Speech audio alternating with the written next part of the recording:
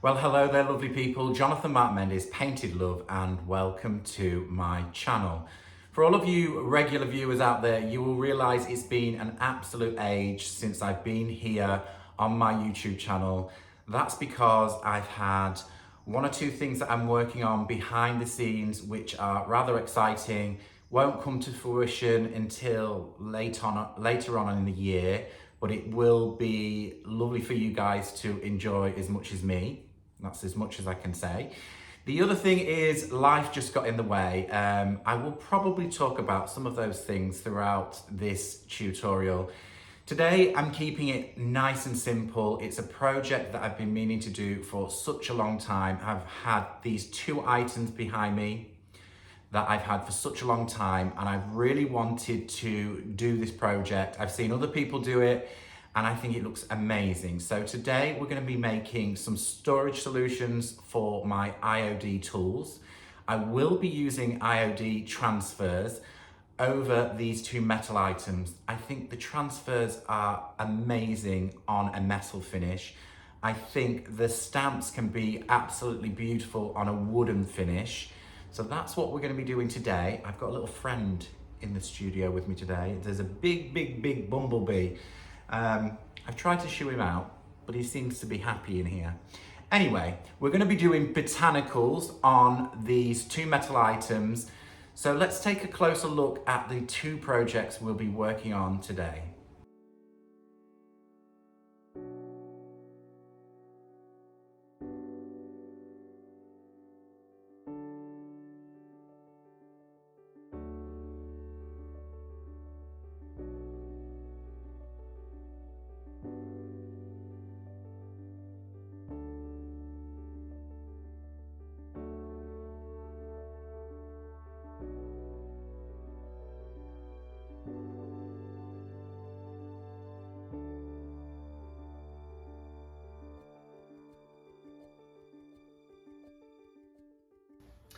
Okay, so let's take a look at the two items that I've got, and these are pretty old. I would say at least 110 years old on this round circular tin.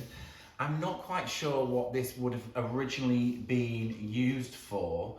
It looks a little like a hat box, maybe for traveling, but it also looks quite small. Maybe a small bowler hat for a child, I don't know. If anybody knows what this may have been used for, pop it in the comments.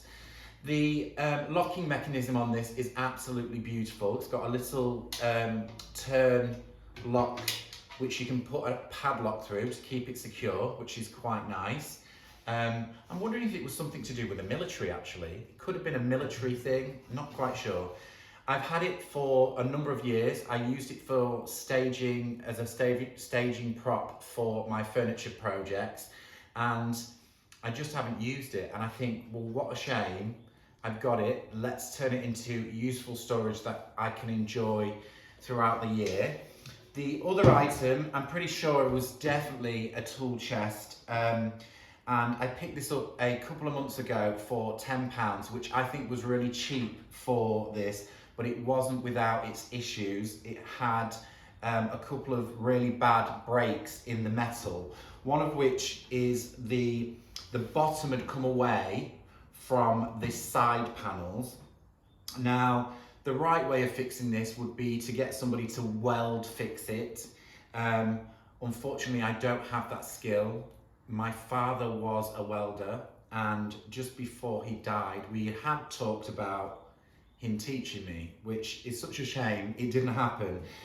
So I've had to find a different way of fixing the bottom, and how I've rectified that is I've used a piece of timber at the bottom of this, cut to size. It's about so deep, and it's been pressed into the bottom of this tool chest, and on this little lid I've drilled a few little holes, and I've used some nails, some tack nails into the timber. So now that holds, it will hold the weight of anything that's inside of it, and it won't fall through the bottom.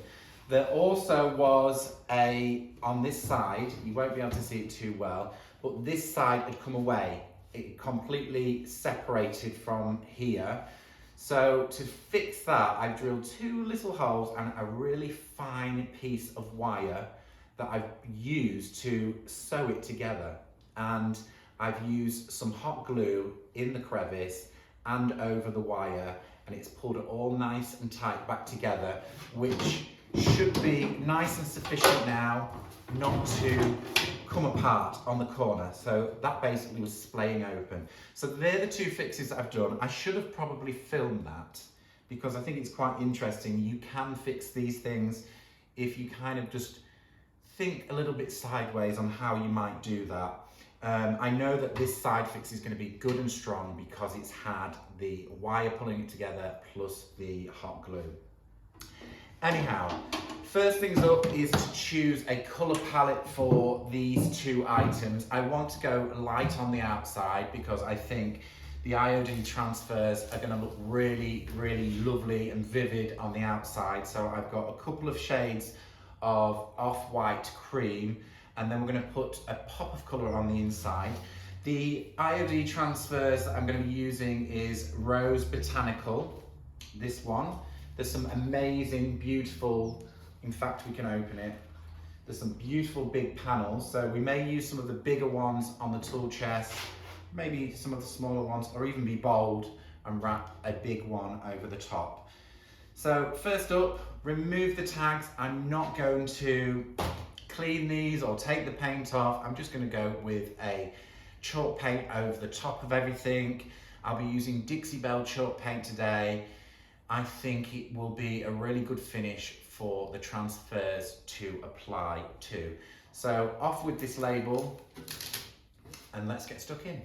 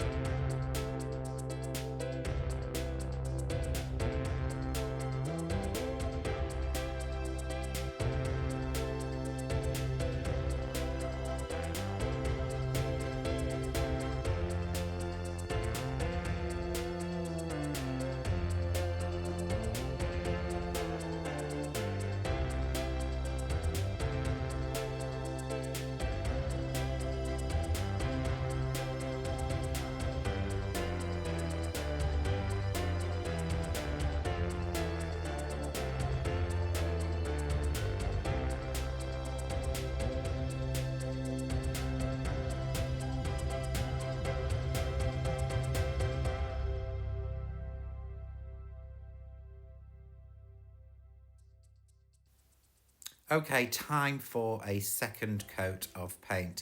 The colour that I'm using here on the tool chest is Buttercream, which is a lovely soft off-white.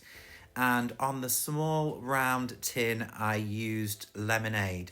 But you will see a little later on, I decided to change my colour preference. So I mixed a touch of Lemonade with dried sage.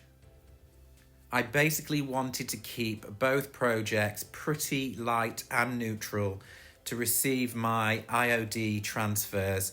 So if you're shopping for IOD transfers, go over to their website and find their retailer finder. It's up in the top left, I think, of their website. You'll find it's pretty easy to locate on the main wall, and then you can find your local IOD retailer, and also they probably will house a chalk paint or a chalk style paint or even a mineral paint that they might suggest that will work really well for a project that's pretty similar to this one. Okay, so whilst you're watching me paint my second coat, I promised you that I would mention some of the reasoning for my absence. So one of which is, as you know, I'm working on something behind the scenes, which is quite positive, and I'm very excited about sharing that when it comes to fruition. The other is life just got in the way, things that actually dragged me down and made me feel a little low. So one thing that happened was the garden fence blew down, and it was quite costly to replace, so we did all of the manual labour ourselves to cut the cost down on replacing that. And the other thing was we had 2 cars with issues, so they needed fixing. That took time. And then, of course, the cat got very poorly and he was in the vets. And so they say these things come in threes, don't they? Nevertheless, he is doing really well, and you all know that I've had a lot of loss in my life, and I wasn't prepared for another loss. And anyway, he's been treated, he's doing well, he's back home, and I've put a paintbrush back in my hands, and it feels good to not have those worries and stress, and back in my studio and doing something creative. This is why I chose a small project like this. I think sometimes these small interior projects can just get you back in the spin of things. I will be back doing furniture at some point. I am traveling. I've got some teaching to do in Croatia next week, so I'll be there. Hopefully I'll share some of the highlights of that on my social media, so you can see what I got up to in Croatia. Then I'm heading for a little holiday in Athens, Greece, which should be really, really good. Again, something good for the soul. And then I can feel all renewed and back in the studio, ready for some more creativity.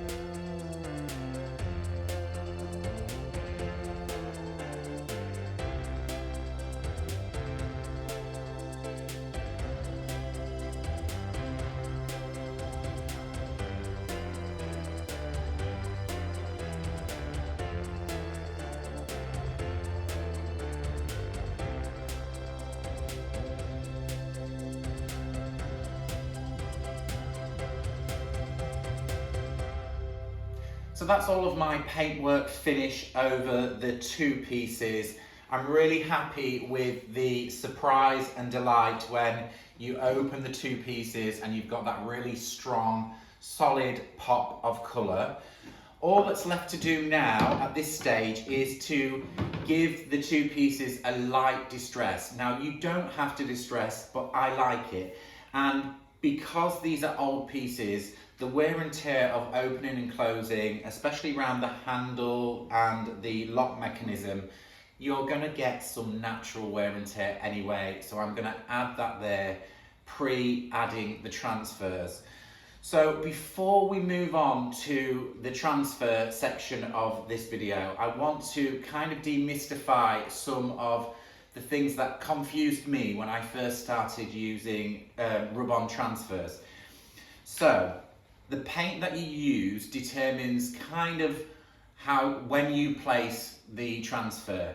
So should this be a really matte chalk paint, something like Annie Sloan, a quick coat of lacquer is probably a better surface to apply a transfer.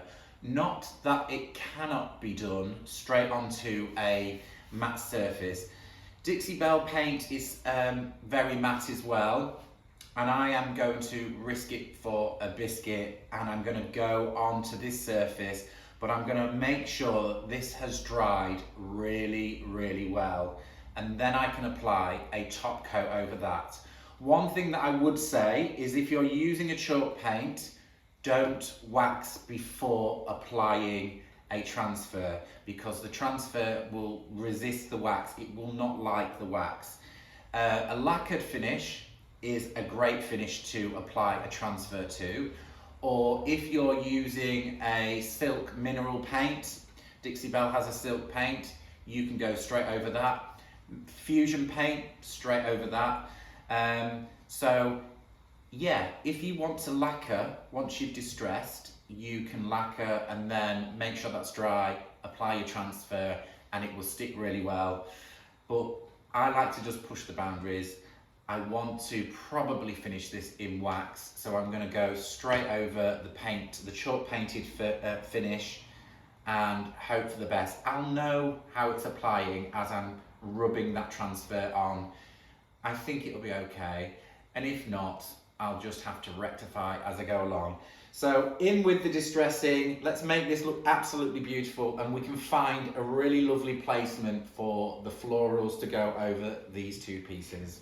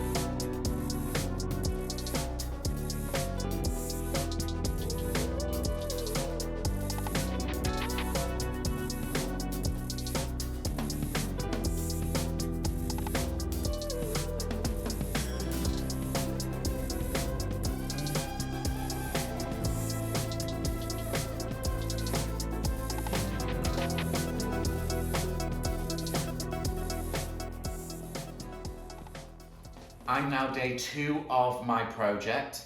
I allowed the chalk paint to dry overnight. I also did give the whole surface a good dust down to remove any of the sanding dust from my distressing, and I used a damp cloth just to take off any of the dust.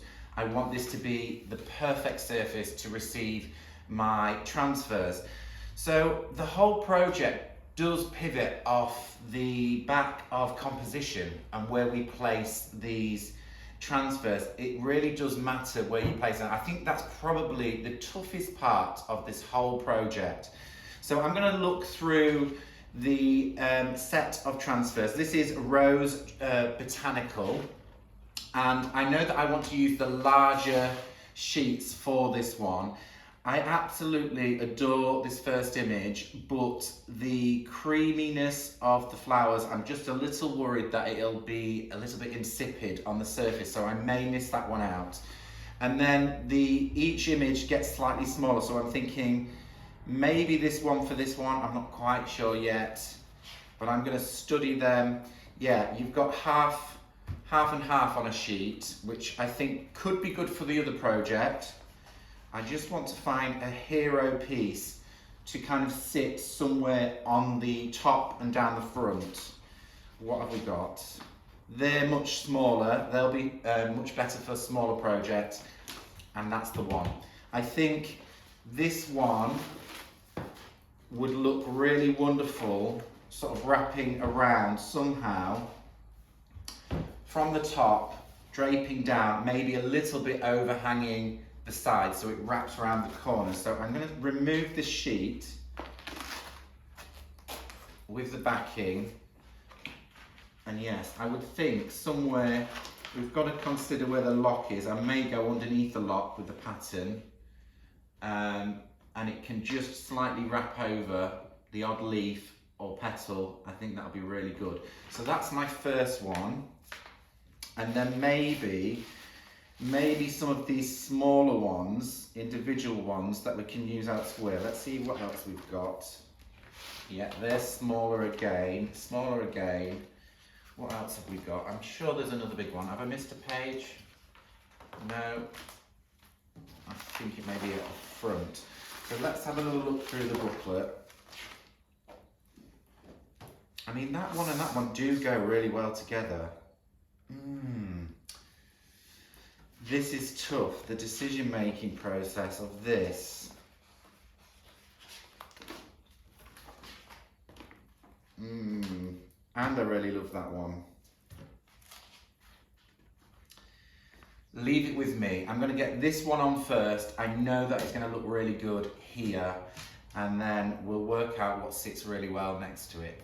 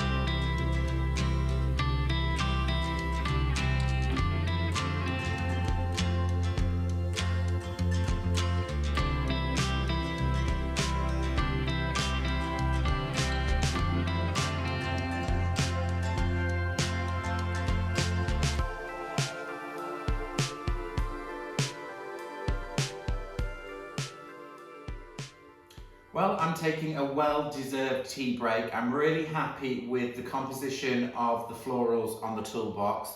The last segment of video, I ran out of storage in my recording, so it vanished. I'm so sorry. So I'm going to talk you through what I did. So there were a few more add-ons of text around the piece. I have left the back blank. I'll show you the back. It is just blank. That will be mainly up against the wall. You could fill that in with some more florals. I suppose adding the transfers to a piece is all about the dead space as well. Sometimes the dead space, the areas where there is nothing, can really add to the overall design.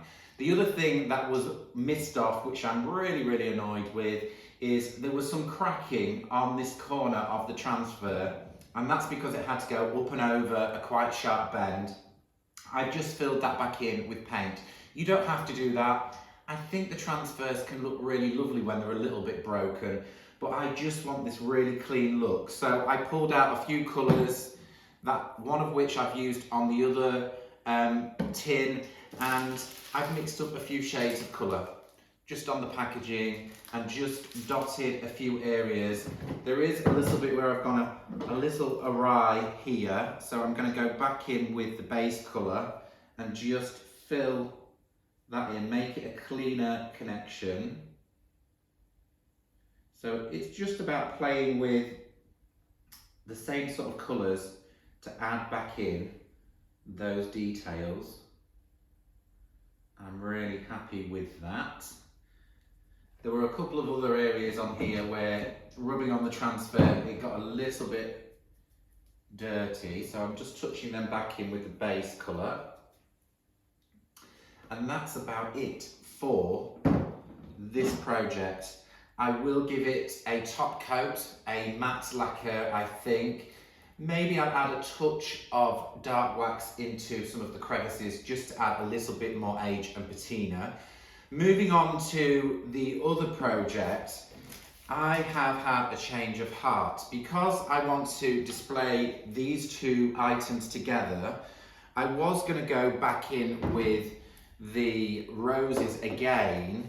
So we had a matching set. Let's move some of these away so I'm not going to get all messy. So I decided that there was plenty in this this design to use, and remember, keep all of the little elements that you've cut off. There's a little stem there, it might be useful later on, and some more text. But as you can see, there's still quite a lot of imagery in this set to be used, and yeah, I will get many other projects from this one package of transfers and another sheet. So there's plenty still there to go with, but I've had a big change of heart, and this project, I felt it would be too samey if they're going to be together. So I've decided to go with the Fronds Botanical. So this is a set of 4 sheets, all different leaves and fronds, botanical. I think that just that neutral green on this sort of taupey colour will look really amazing. So I'm going to choose some of the designs that I want, cut them out, and then place them on the surface of this project. So onward and upward, let's get this one finished and we can lacquer these up and get them all ready to be filled with lots of lovely IOD tools.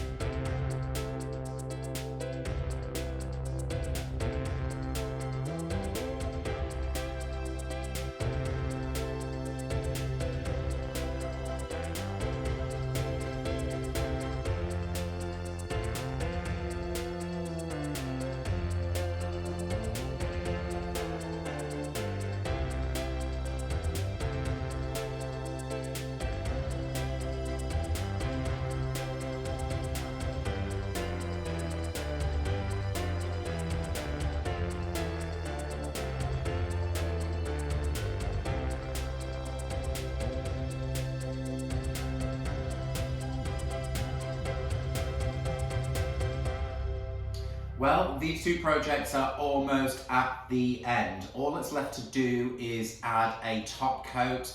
This can be a number of top coats. It could be a matte lacquer, it could be a satin lacquer, it could be wax. You can wax over the chalk paint and the transfer for a more mellow feel. But I've decided to go in with Dixie Belle's Gator Hide. I want there to be a slight sheen, so it almost looks like old enamel to the surface. If it's a little too shiny, once it's dried, I will add some wax over the top. That will just knock it down a little bit, but it will make it very durable.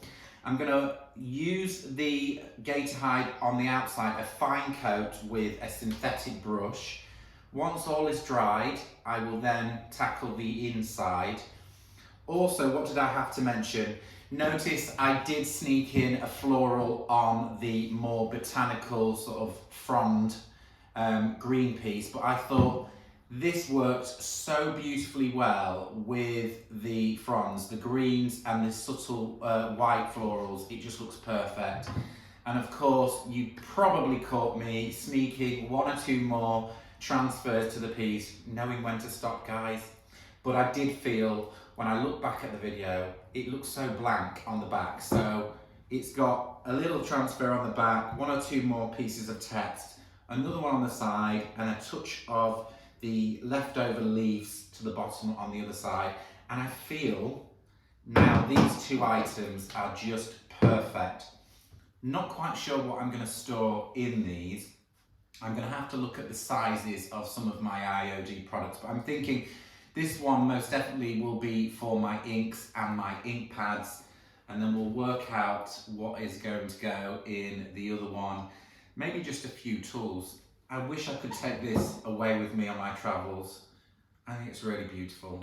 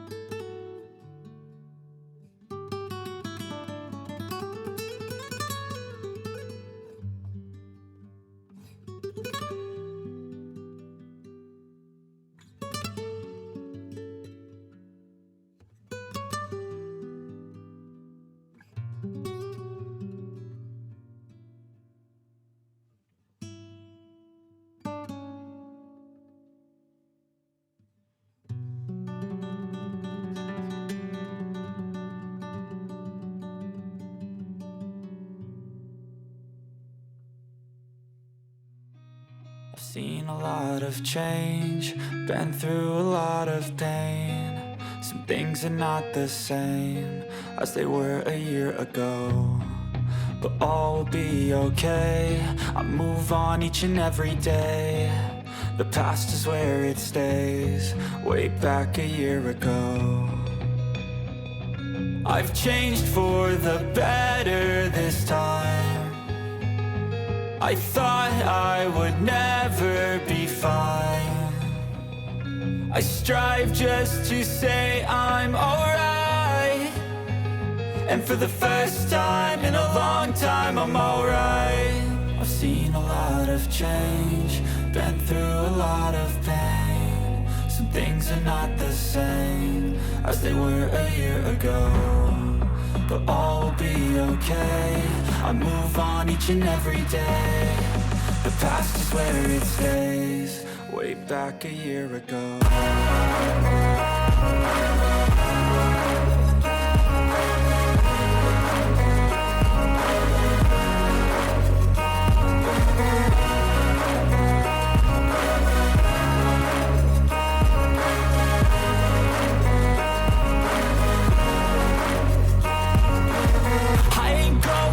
I'm not falling, I'll push all my chips and call all in. I'll bet on myself, you keep stalling. I hear destiny and it's calling. I'll keep my head up high through the downs and lows, and we're all going life. Still nobody knows, but I'ma choose what's right and take what comes and goes. And ain't no one in life holding me back no more. I've seen a lot of change, been through a lot of pain. Some things are not the same as they were a year ago, but all will be okay. I move on each and every day. The past is where it stays, way back a year ago.